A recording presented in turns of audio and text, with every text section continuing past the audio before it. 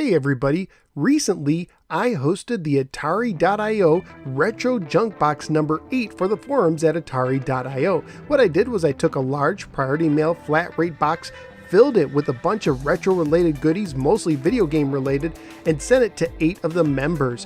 When a member got the box, they were allowed to take out whatever they wanted as long as they fairly replaced it with other retro related stuff. And today I finally got the box back, filled with some wonderful artwork decorated on the sides from some of the other members. Now, before I show you what I got in the Retro Junk Box when it came back to me, let me show you what I put into it.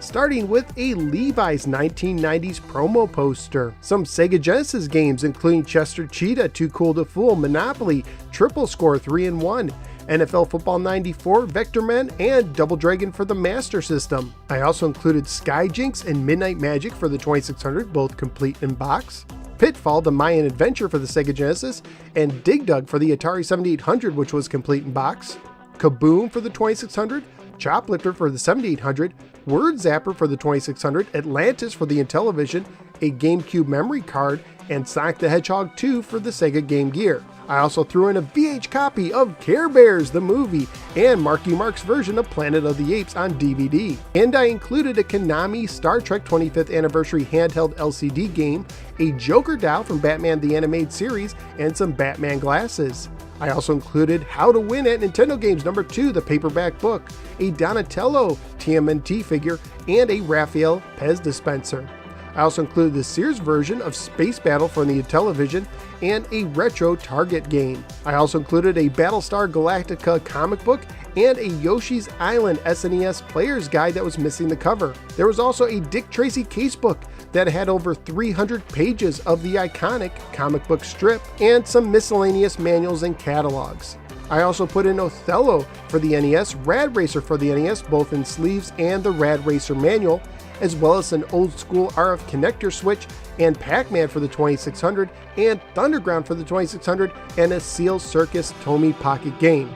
And now here's what I got back in the Retro Junk Box. First, here's some of the stuff that came back to me that nobody picked. I guess it truly is junk. First, I got a bunch of comic books and a National Lampoon's magazine, including some really cool ads on the back of some of the comic books. I also got Activision's Atari 2600 Action Pack 2 for the PC and Hoops for the NES, and two Super Mario napkins, Super Huey 2 for the Commodore 64, and Riddick, the trilogy on DVD. I also got a bunch of 2600 games including Galaxian, Barnstormer, Taz, Keystone Capers, Locket Chase, Math Grand Prix, Night Driver, Missile Command, Space Invader, Sequest, and a mystery game. I also got Zaxxon for the ColecoVision, Cloudy Mountain for the Intellivision, Beauty and Beast for the Intellivision, Missile Defense 3D for the Master System, Clax for the Game Boy Color, Yu-Gi-Oh! The 27th game for the Game Boy Advance, Hole-in-One Golf for the Game Boy, Mystery Case File Millionaire for the DS, and Art Alive for the Sega Genesis, as well as a brand new Pictionary for the DS and a Name That Tune for the Philips CDI, making it my first CDI game I've owned. I also got some miscellaneous paperwork, including a pinball product guide, a poster for Monster Hunter 3 on the Wii, and a made in the 80s wristband. I also got Space Armada in the box for Intellivision and Primetime Football for the Genesis. I also got a Zombie Slayer game for the Wii and 007 and Namco Museum both for the GameCube. And I also got a cool Intellivision plug and play, as well as an IK Junior, a shiny rock that turns into a robot, a tin of Pac-Man bandages, and a gun accessory for the Wii. I also got a pink DS Lite that may or may not work because I'll need to charge it up to test it, and a bunch of manuals and catalogs along with a Speedway cartridge for the Magnavox Odyssey 2.